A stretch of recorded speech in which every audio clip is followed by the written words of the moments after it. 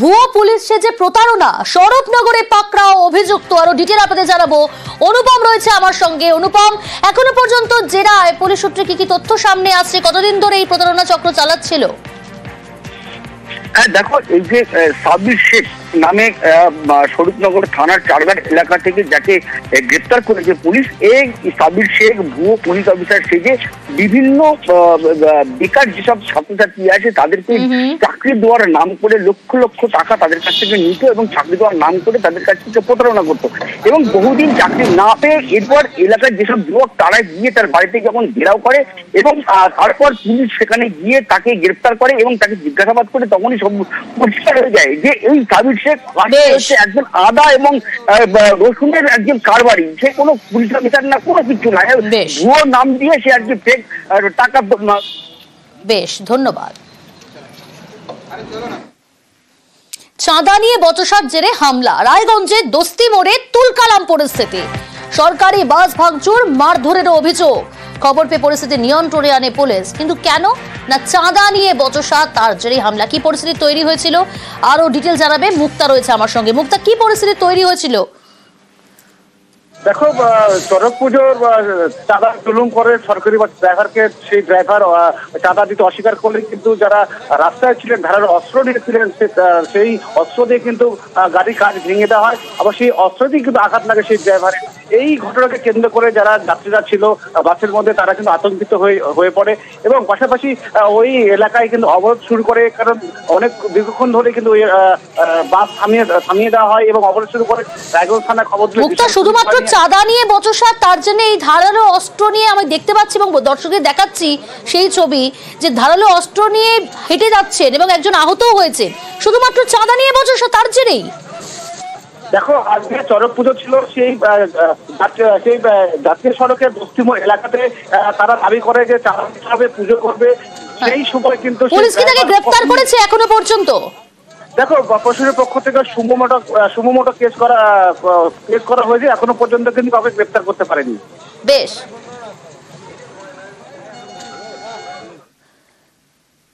এদিকে কোনা এক্সপ্রেসওয়েতে গাড়িতে আগুন, কলকাতাগামী গাড়িতে আগুন, বিপদ বুঝে বেরিয়ে আসেন যাত্রীরা। সাময়িক যানজট কোনা এক্সপ্রেসওয়েতে, হঠাৎই আগুন ধরে যায় গাড়িতে, কলকাতাগামী গাড়িতে আগুন, বিপদ বুঝে বেরিয়ে আসেন যাত্রীরা, তারা সুরক্ষিত রয়েছেন। সাময়িক যানজট তৈরি হয় কোনা এক্সপ্রেসওয়েতে।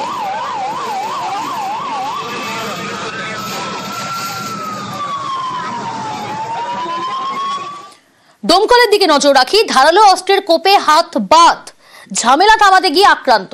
মুর্শিদাবাদের দমকলের ঘটনা, বিদ্যুতের পোল বসানোকে কেন্দ্র করে বচসা, ধারালো অস্ত্রের কোপে আহত 2, হামলার অভিযোগে ইতিমধ্যেই আটক করা হয়েছে 4 জনকে।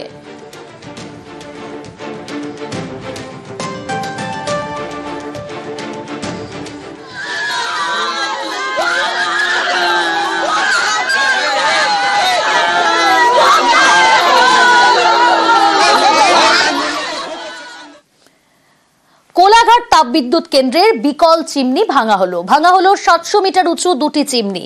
বিস্ফোরণ ঘটিয়ে ভাঙা হলো 2টি চিমনি, 1 ও 2 নম্বর ইউনিটের চিমনি ভাঙা হলো। এরকম সিস্টেমই করে রেখেছে, ওটা এদিকেই পড়ে, ওটা এরকমই সিস্টেমই করে রেখেছে। কেটিপিএস অর্থাৎ কোলাঘাট তাপবিদ্যুৎ কেন্দ্রের বিকল চিমনি আজ ভাঙা হলো 700 মিটার উঁচু 2টি চিমনি। বিস্ফোরণ ঘটিয়ে ভাঙা হলো এই 1 এবং 2 নম্বর ইউনিটের চিমনি।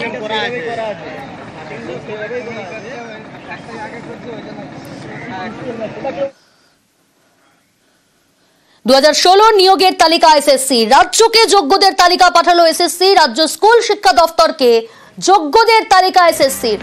আগেই 2016 অযোগ্যদের তালিকা ছিল এসএসসির কাছে। নবম, দশম, একাদশ, দ্বাদশ, গ্রুপ সি, গ্রুপ ডির তালিকা, কারা অযোগ্য তালিকার বাইরে জানালো এসএসসি। 2016 নিয়োগের তালিকা এবার এসএসসি, রাজ্যকে যোগ্যদের তালিকা পাঠালো এসএসসি।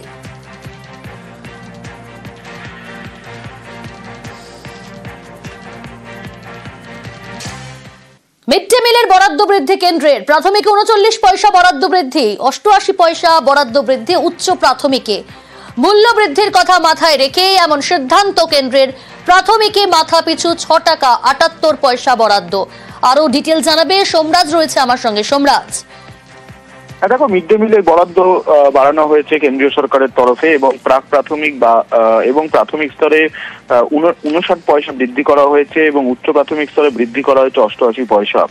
এতদিন পর্যন্ত প্রাথমিকে মাথাপিছু বরাদ্দ থাকতো মিড ডে মিলের জন্য 6 টাকা 19 পয়সা, যা এখন থেকে হলো 6 টাকা 78 পয়সা। আর উচ্চ প্রাথমিকে মাথাপিছু বরাদ্দ ছিল 9 টাকা 29 পয়সা, যা এখন থেকে হলো 10 টাকা 17 পয়সা। 2024 সালে অর্থাৎ গত বছরের নভেম্বর মাসে মিড ডে মিলের বরাদ্দ বাড়ানো হয়েছিল কেন্দ্রীয় সরকারের তরফে, কিন্তু সাম্প্রতিক সময় মূল্য বৃদ্ধির দরুন ফের মিড ডে মিলের বরাদ্দ বাড়ালো কেন্দ্র। 5 মাস। মুর্শিদাবাদের অশান্তি নিয়ে সরব পুরুলিয়ার বিজেপি সাংসদ অমিত শাহকে চিঠি দিলেন তিনি, অর্থাৎ অমিত শাহকে চিঠি জ্যোতির্ময় সিং মাহাতো। রাজ্যের সীমান্তবর্তী জেলায় আপসপার দাবি জ্যোতির্ময়, কেন্দ্রীয় স্বরাষ্ট্রমন্ত্রীকে চিঠি দিয়ে আপসপা জারির দাবি করেছেন তিনি। দিল্লি ছাড়া পশ্চিমবাংলাকে বাঁচানো যাবে না। পশ্চিমবাংলাকে যেভাবে নরকে পরিণত করেছে, পশ্চিমবাংলাকে বাঁচানো যদি যায় তাহলে কেন্দ্রীয় গৃহ মন্ত্রণালয়ের মাধ্যমেই বাঁচানো যাবে। সেই জন্য আমি গৃহমন্ত্রীকে রিকোয়েস্ট করেছি আর্ম ফোর্স স্পেশাল পাওয়ার অ্যাক্ট 1958 অ্যাক্ট হিসেবে এখানে এটাকে উপদ্রব এরিয়া ঘোষিত করে আর ফোর্স নিয়োগ করা, তবেই শান্তি ফিরবে, এটা আমি অনুরোধ করেছি। সীমান্তবর্তী জেলায় আপসপার দাবি বিজেপি সাংসদের কাজ চিঠি লেখা বলে কটাক্ষ জ্যোতির্ময় সিং মাহাতোকে, কটাক্ষ কুণালের। বাংলায় অস্থিরতা তৈরির চেষ্টার অভিযোগ। ওনাদের চিঠি লেখা স্বভাব। এখন ভারতবর্ষের অন্য রাজ্যে যেগুলো ঘটছে, মিজোরাম থেকে আরম্ভ করে অমুক, তাদের জন্য বোধহয় আলাদা দেশের সংবিধান নাকি আমি জানি না। বাংলাকে ওনাদের কাজ হচ্ছে অস্থিরতা তৈরি করা। তারা বিষ ঢালবেন, তারা আগুন লাগাবার উপায় করে দেবেন, তো তারাই আবার চিঠি লিখবেন। তাদের এই চিঠি, এই রাজনীতিটা করার জন্যই তো চক্রান্ত করে মুর্শিদাবাদটা করা হচ্ছে। সুতি শামশেরগঞ্জে অশান্তি নিয়ে রাজনৈতিক চর্চা শুরু, এনআইএ তদন্তের দাবি সুকান্ত মজুমদারের।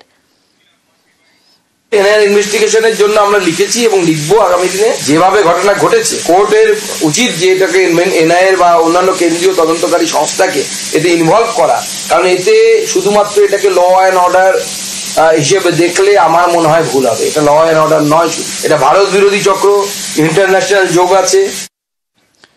বিজেপিকে পাল্টা তোপ কুণালের, বহিরাগত ঢুকিয়ে অশান্তির ছক বিজেপির বলেই তোপ কুণালের।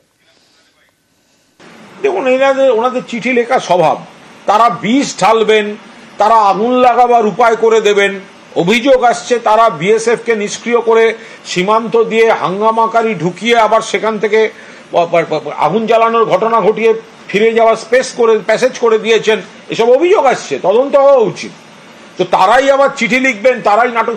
তাদের এই দাবি, তাদের এই চিঠি, এই রাজনীতিটা করার জন্যই তো চক্রান্ত করে মুর্শিদাবাদটা করা হচ্ছে।